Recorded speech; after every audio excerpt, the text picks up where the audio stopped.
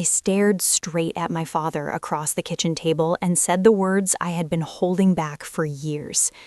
If I hear one more sentence from your wife about my money, there won't be any polite conversations left. I will personally explain to her exactly where she stands and why my money is not hers. The room went silent. The refrigerator hummed. My stepmother's coffee cup froze halfway to her lips. My father looked at me like he didn't recognize his own daughter anymore. That was the moment everything changed. I grew up believing that families broke loudly, shouting, slammed doors, screaming matches that neighbors whispered about. I didn't know they could also break quietly, one polite smile at a time, one subtle comment slid under the table like a knife. My mother died when I was 15. Cancer.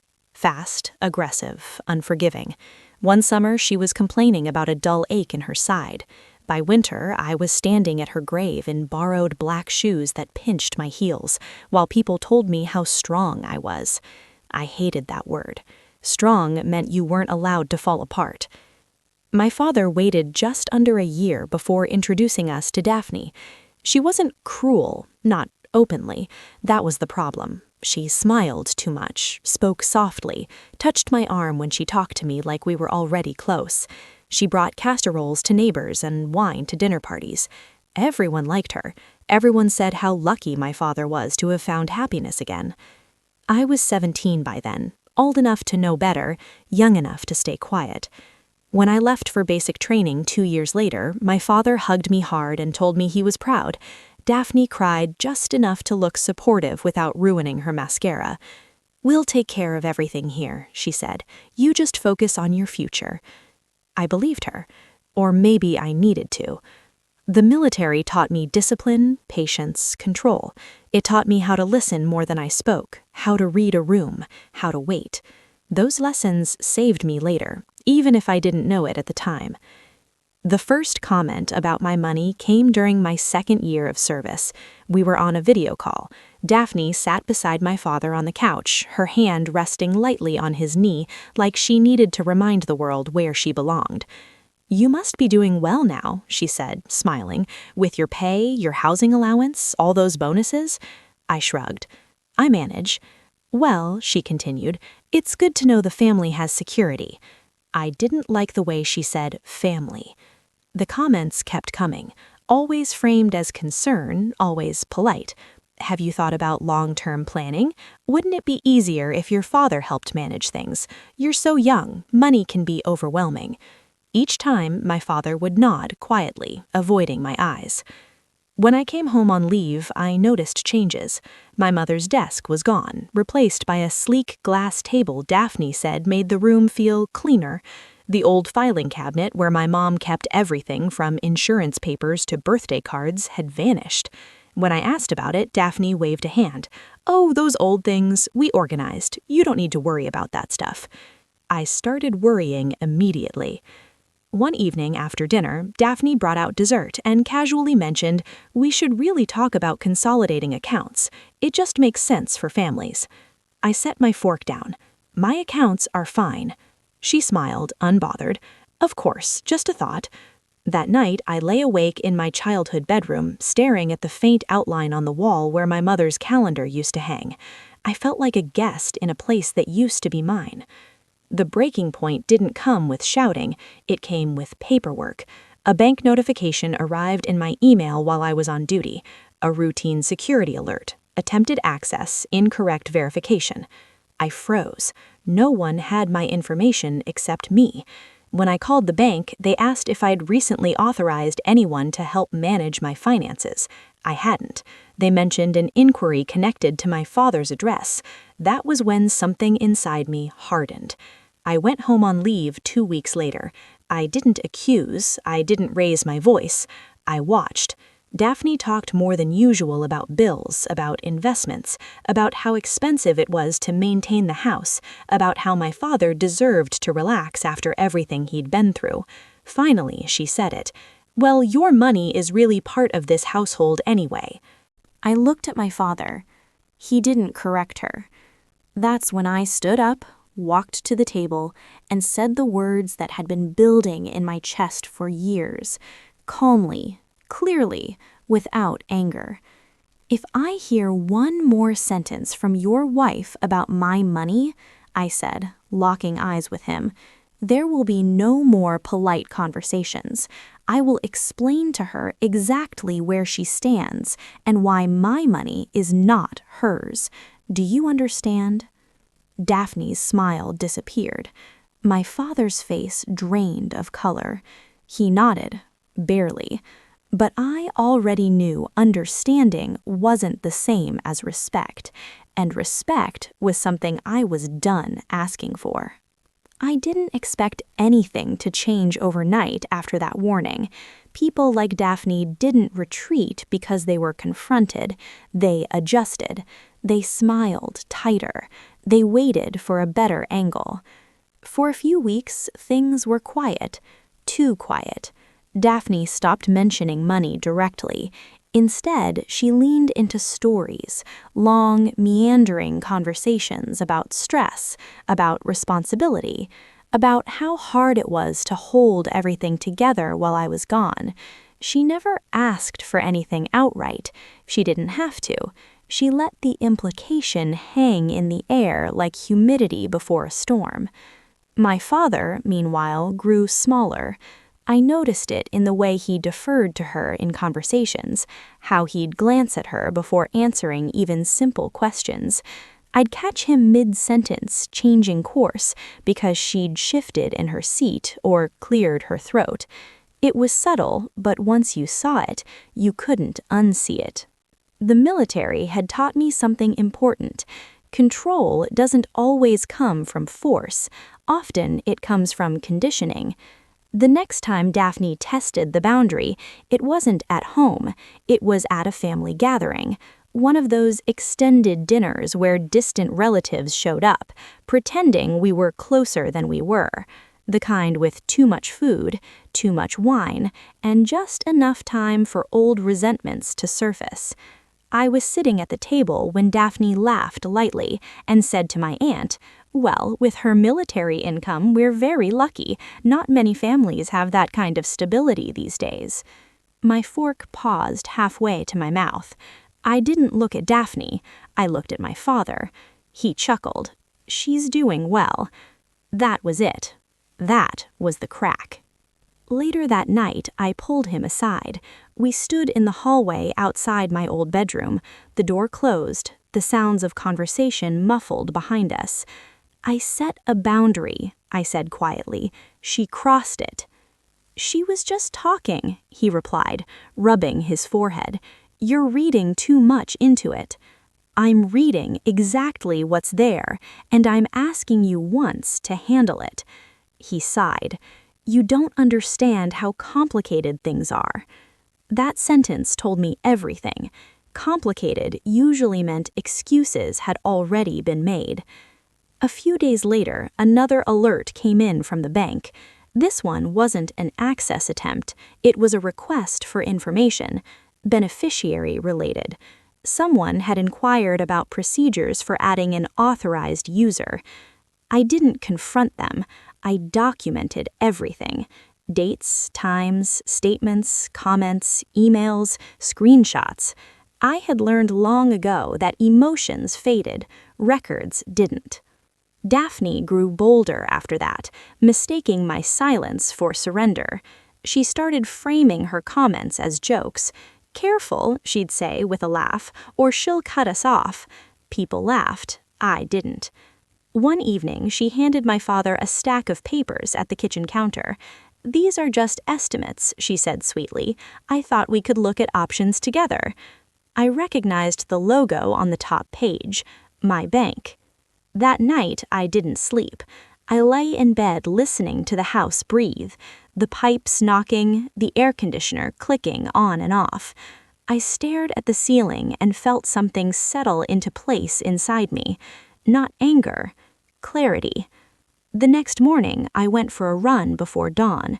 Cold air burned my lungs, steady and grounding. With each step, I replayed everything I'd seen, everything I'd ignored because it was easier than confronting the truth. Daphne didn't want help, she wanted control, and my father was letting her take it. When I returned, Daphne was already dressed, sipping coffee at the counter. She smiled when she saw me, like nothing was wrong. "Morning," she said. "Sleep well?" "Fine," I replied. She tilted her head. "You've been quiet lately." "I've been listening." Her smile flickered just for a second. That afternoon, I made my first call, not to my father and not to Daphne. I called the legal assistance office. I didn't tell them names at first. I laid out facts, hypotheticals, scenarios. The officer on the other end listened patiently, then asked a question that made my stomach tighten. "Did you authorize any of this?" "No." "Then you're right to be concerned." Concerned. Not dramatic, not paranoid. Validated. By the time I hung up, the shape of what I needed to do was becoming clear. I wasn't going to argue with Daphne. I wasn't going to plead with my father. And I wasn't going to wait for another boundary to be crossed. I was going to prepare.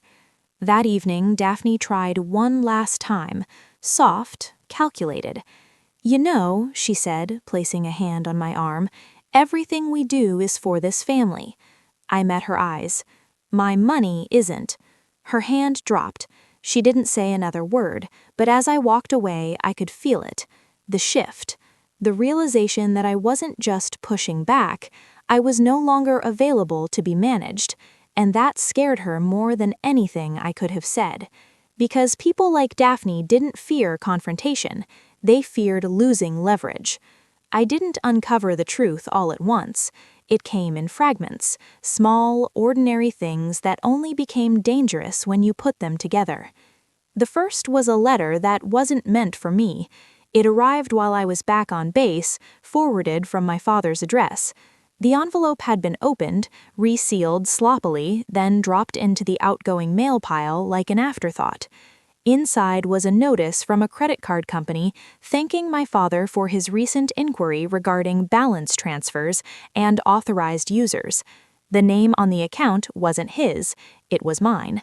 I sat on the edge of my bunk, the paper shaking slightly in my hands, and felt that cold, unmistakable sensation crawl up my spine. Not fear, recognition. The kind you get when something you suspected finally steps into the light and looks you straight in the face. I called the number on the letter immediately. The representative was calm, professional, and careful with her words. She confirmed what I already knew. Someone using my personal information had requested account access options. Not successfully, not yet, but deliberately. "Is there a reason someone would think they're allowed to do that?" she asked. I thought of Daphne's hand on my arm, my father's silence, the word family used like a key. "No," I said, "there isn't." I locked down everything that same afternoon. New passwords, new security questions, verbal passcodes. I flagged my accounts for heightened monitoring. The woman on the line walked me through each step, her voice steady and reassuring. "You did the right thing by calling early," she said before hanging up. Early.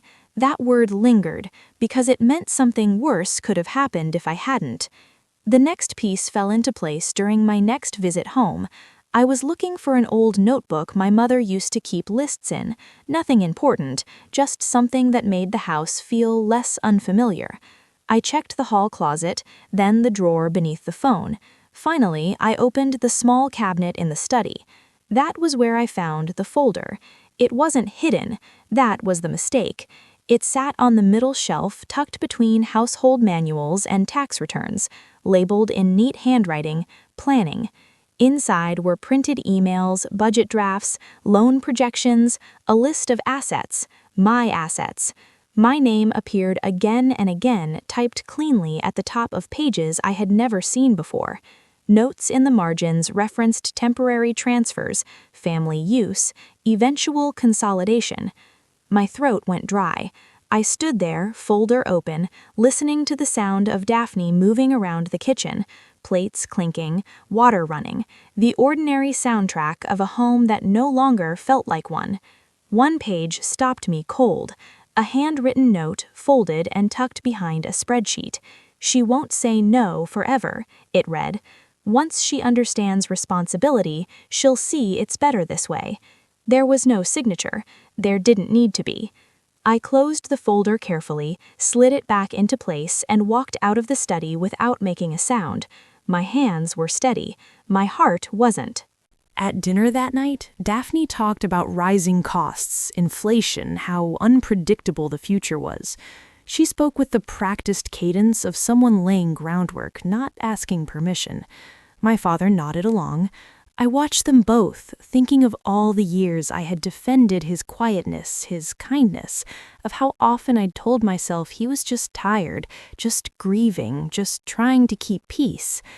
Peace, I realized, was expensive, and I was the one being asked to pay for it. Later that evening, my father knocked on my door. He stood there awkwardly, hands in his pockets, eyes tired. "Your stepmother mentioned you seemed distant," he said. I didn't invite him in. "I found the folder." He stiffened. "You went through our things." "I recognized my own name," I said, "on plans I didn't make." He exhaled slowly. "She was just thinking ahead." "For whom?" "She worries about the house, about us." "And what about me?" He looked away. That was my answer. After he left, I sat on the edge of the bed and let myself feel it. Not rage, not grief, but the dull ache of clarity, the understanding that my father wasn't being manipulated, he was participating. The next morning, I called the fraud department. This time, I didn't speak in hypotheticals. I described the letters, the inquiries, the documents, the handwritten note, the address. The tone on the other end shifted immediately. "Do not confront them," the agent said. "Continue documenting. We'll open a file." A file. It sounded so small, so official, but it carried weight.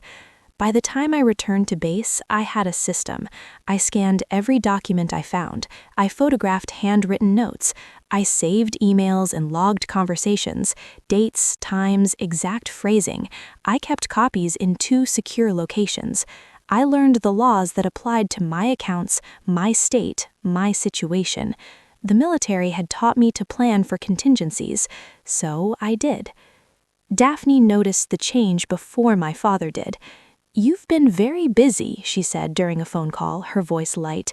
"You barely tell us anything anymore." "I'm focused," I replied. "That's good," she said. "We all have to do our part." I almost laughed. Instead, I ended the call and added her words to my log.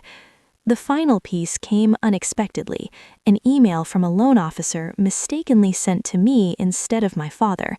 A simple apology followed by an attachment, a draft application, collateral listed, expected future income, mine. That was when I knew. This wasn't overreach, it wasn't misunderstanding, it was a strategy, and strategies could be dismantled. I didn't sleep much that night.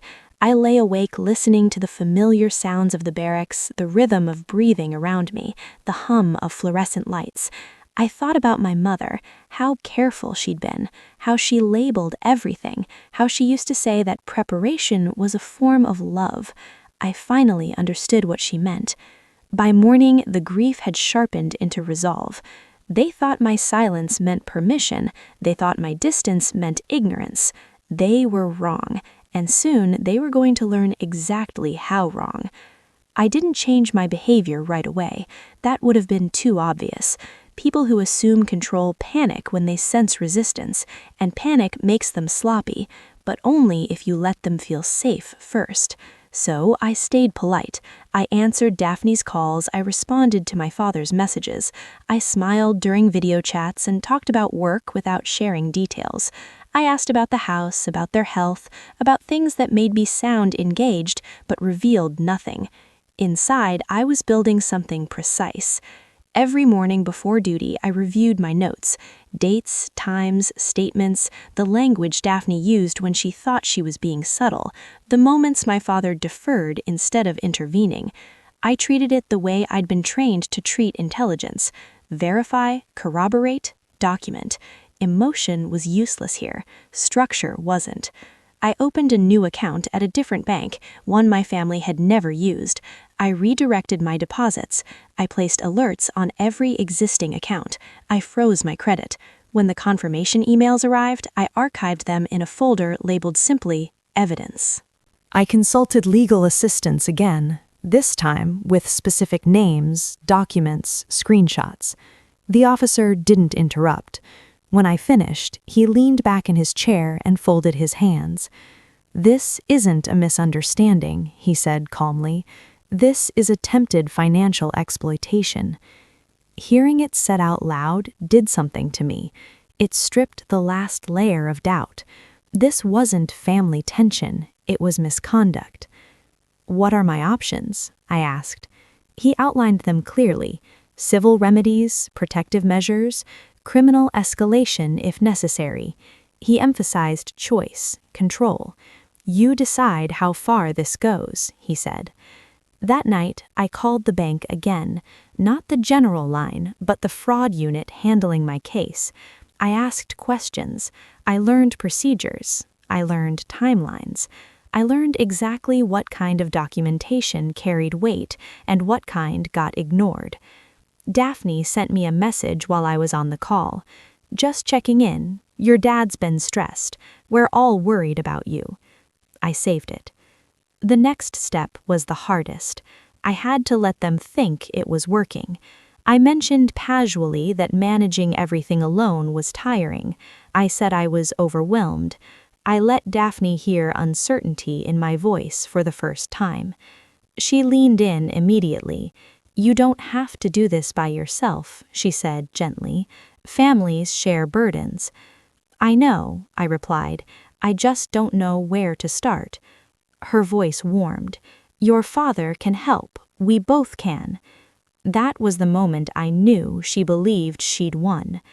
Over the next few weeks, she pushed carefully. A suggestion here, a form there, a comment about how much easier it would be if things were centralized. She framed it as support, but the paperwork told a different story. Each attempt went into my file. My father avoided my eyes whenever the topic came up. He never stopped her. That silence became its own record. I started rehearsing the conversation I knew was coming, not emotionally, but strategically. What I would say, what I wouldn't, where I would pause, where I would let silence do the work. I chose the setting deliberately: a family dinner, neutral ground, witnesses close enough to matter, but not enough to turn it into theater. I didn't want spectacle, I wanted clarity. When the evening arrived, Daphne was radiant. She always was when she felt in control. She talked about the future, about stability, about how proud she was of our girl. Halfway through dessert, she brought it up. "We've been thinking," she said, glancing at my father. "Maybe it's time to formalize some things." I set my spoon down. "What things?" I asked. She smiled. "Just safeguards, in case anything happens." "To whom?" I asked. She hesitated just for a moment. "To all of us." I nodded slowly. "I've already safeguarded my accounts." Her smile faltered. "Oh?" "Yes," I said, "and I've spoken to my bank and legal assistants." The table went quiet. My father's face drained of color. Daphne's eyes sharpened. "Why would you do that?" she asked, her tone light but strained.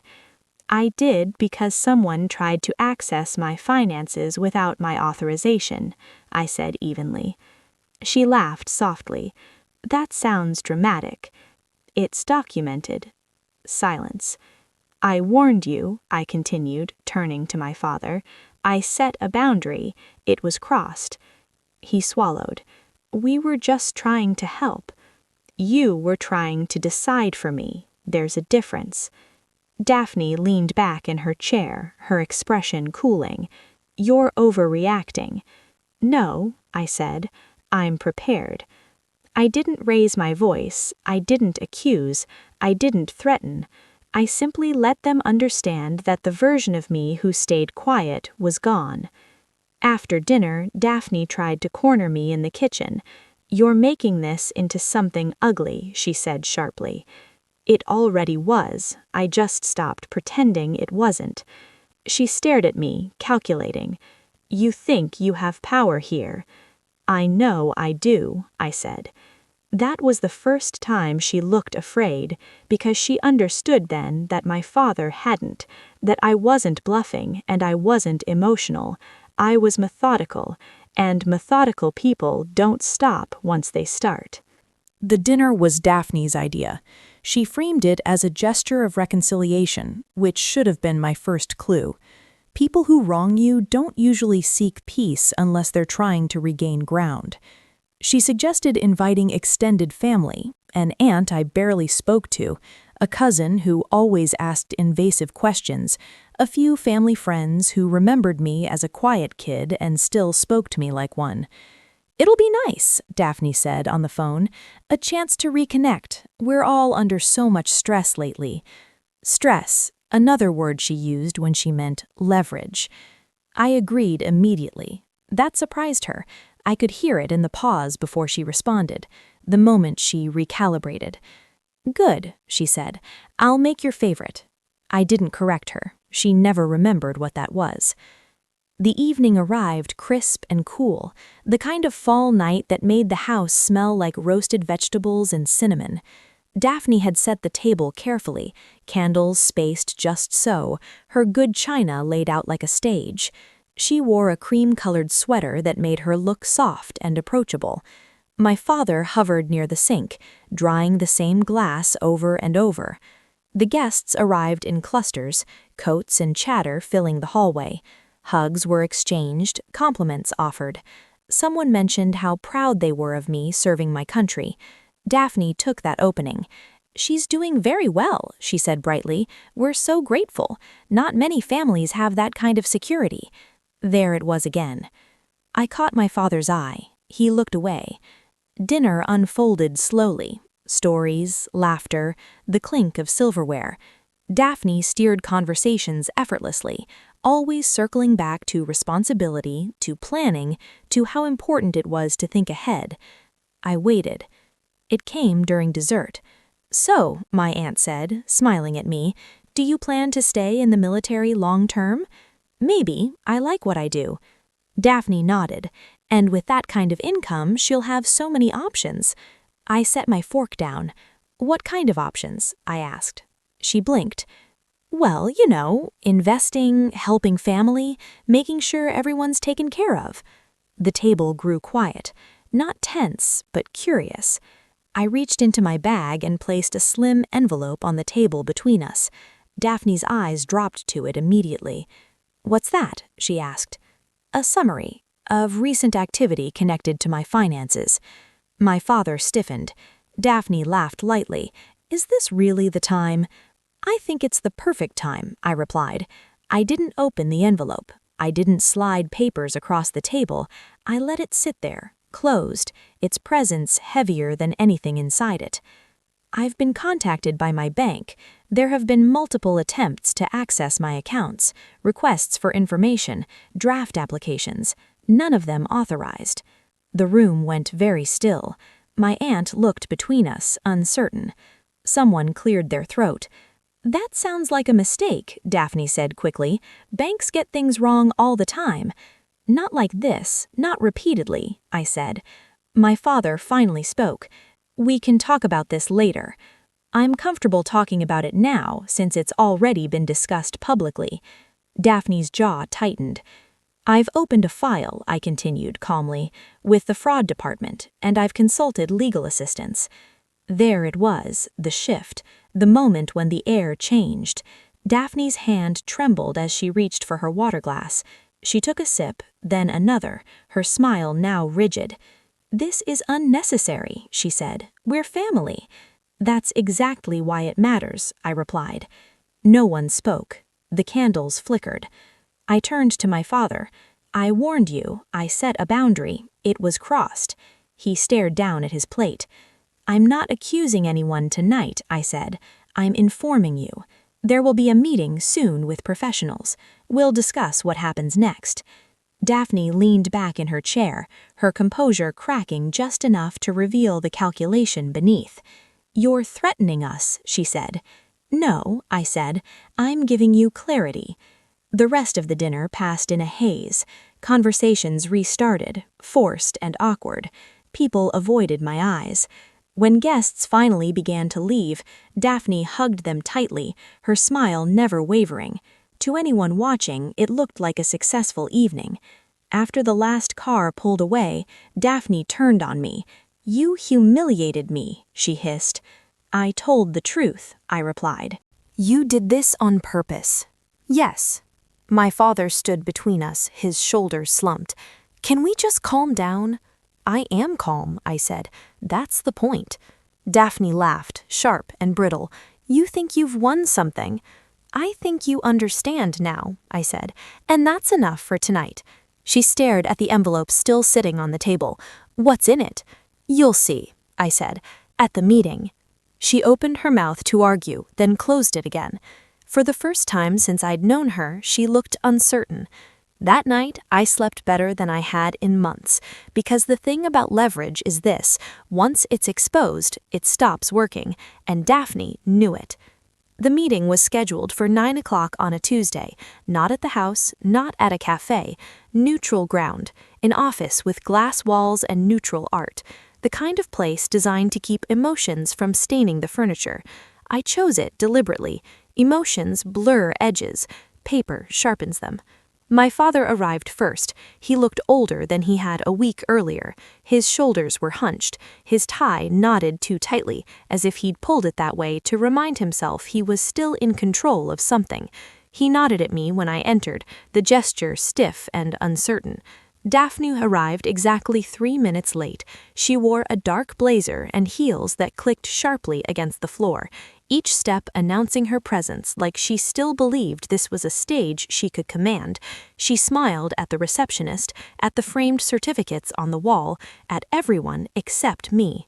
We sat. The mediator introduced herself, then the attorney I'd retained, quiet, precise, a woman who spoke only when necessary. I noticed Daphne watching her hands instead of her face. That told me something. "Let's begin," the mediator said. I didn't speak first. Daphne did.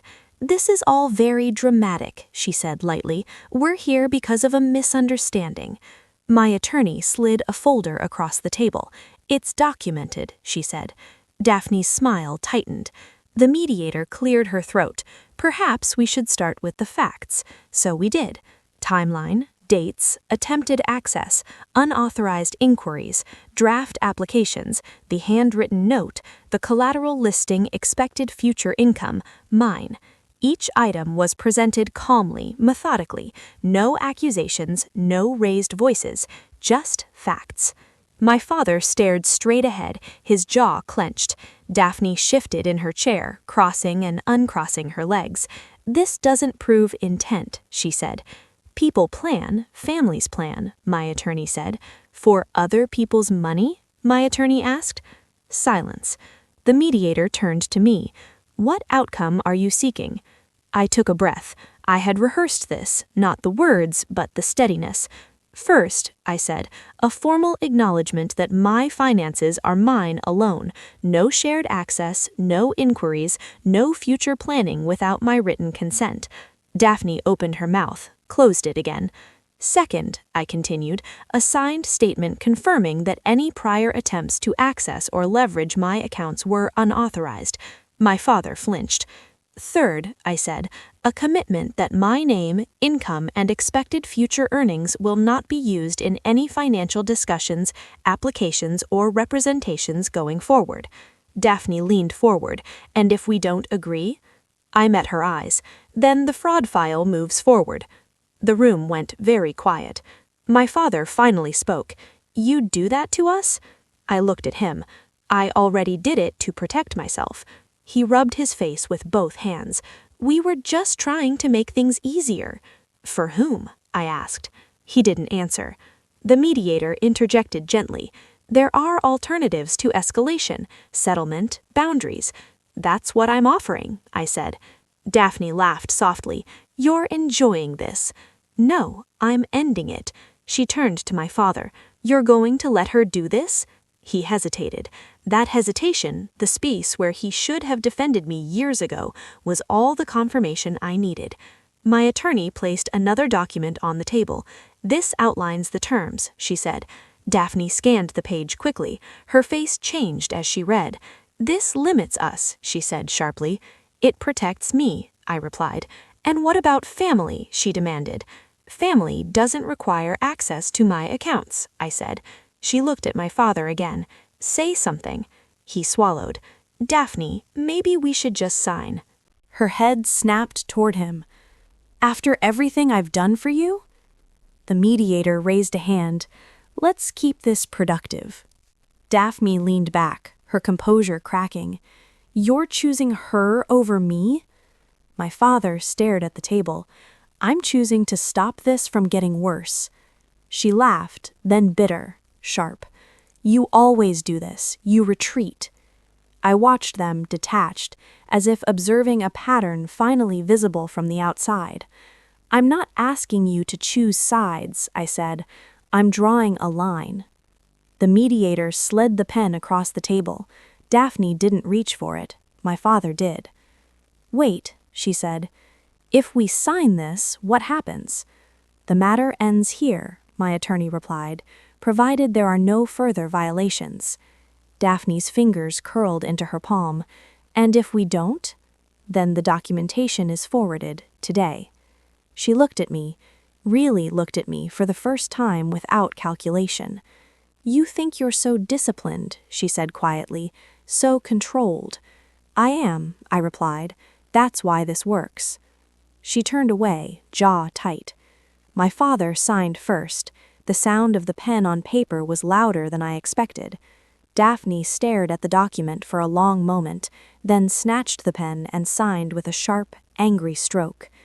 The mediator collected the papers. "Thank you," she said. "We'll finalize this." As we stood, my father lingered. "Can we talk?" he asked me quietly. I shook my head. "Not today." Daphne walked past us without a word, her heels echoing down the hallway, each step heavy with something like defeat. Outside, the air was cool and clear. I took a breath and felt something loosen inside me. Not relief, exactly, but completion. I hadn't won, I had concluded, and sometimes that was better. The silence afterward was unfamiliar, not the awkward kind that followed arguments or the brittle quiet that settled over a room when someone refused to apologize. This was different. It was clean, unoccupied, like a space that had finally been cleared of furniture you never chose in the first place. I returned to base 2 days later. The drive was long, stretching through flat highways and early morning fog. I kept the radio off. I wanted to hear my own thoughts, to test how they sounded now that I wasn't constantly defending myself inside my head. They were quieter. My father sent one message that week, just a few words. "I hope you're okay." I didn't respond, not because I was angry. Anger would have required energy I no longer wanted to give, but because the message was incomplete. Hope without accountability was just another form of avoidance. I had spent years filling in gaps for him. I was done doing that. Daphne didn't reach out at all. I learned later through a relative who still thought updates were helpful, that she was telling people I'd become cold, that the military had changed me, that I'd turned money into something ugly. I let her have that story. People like Daphne needed narratives. They needed to be wronged, misunderstood, diminished by forces beyond their control. I didn't need to correct her. Anyone who mattered had already seen enough. What surprised me most was how little I missed the house. I'd expected grief, nostalgia, a sense of loss for the place where I'd grown up. But when I thought about it, the house I missed hadn't existed for a long time, not since my mother died. Everything after that had been a version edited by someone else. On my first free weekend back, I drove to the cemetery. It was quiet, the grass trimmed neatly, the headstones catching the afternoon light. I brought nothing with me, no flowers, no prepared words. I didn't need them. I stood in front of my mother's grave and told her the truth. I handled it, I said softly. I didn't let them take what wasn't theirs. I thought about the girl I'd been when she died, how desperate I'd been to keep things together, how willing I'd been to disappear to make space for other people's comfort. I wished I could tell her that it hadn't been weakness, just youth, just love misdirected. I learned how to say no and how to mean it.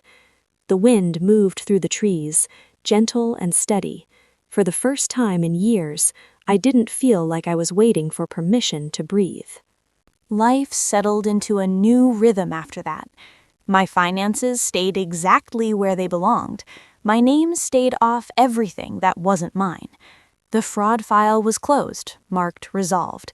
The folder labeled evidence went into storage, untouched but available. Not a threat, just a reminder. My father tried once more a few months later, a voicemail this time. He sounded tired, older. I should have protected you, he said. I didn't. I'm sorry. I listened to it twice, then I archived it. Apologies didn't rebuild trust. They acknowledged damage after it was done. I wasn't cruel enough to deny him the chance to reflect, but I wasn't obligated to resume a relationship just because he finally understood the cost of his silence. Some lessons arrived late. That didn't make them my responsibility. The military gave me structure. My mother gave me values. And this experience, unwanted, exhausting, necessary, gave me something else entirely. Boundaries. Not walls, not punishments, just clear lines drawn with intention. I didn't walk away with satisfaction. There was no victory lap, no dramatic sense of triumph. What I gained was quieter than that. I gained ownership of my life. I gained the understanding that respect didn't require permission, and that being difficult was sometimes just another word for being unwilling to be used. Most of all, I learned that family wasn't defined by access. It was defined by care. And care, real care, never needed to be extracted. If this story resonated with you, if you've ever had to draw a line where one didn't exist before, I'd love to hear from you. Leave a comment and tell me where you're watching from, or what part of this story stayed with you. We share stories like this every day, stories about boundaries, resilience, and finding your footing again. If you don't want to miss the next one, subscribe and stay with us. Let's keep walking this path together.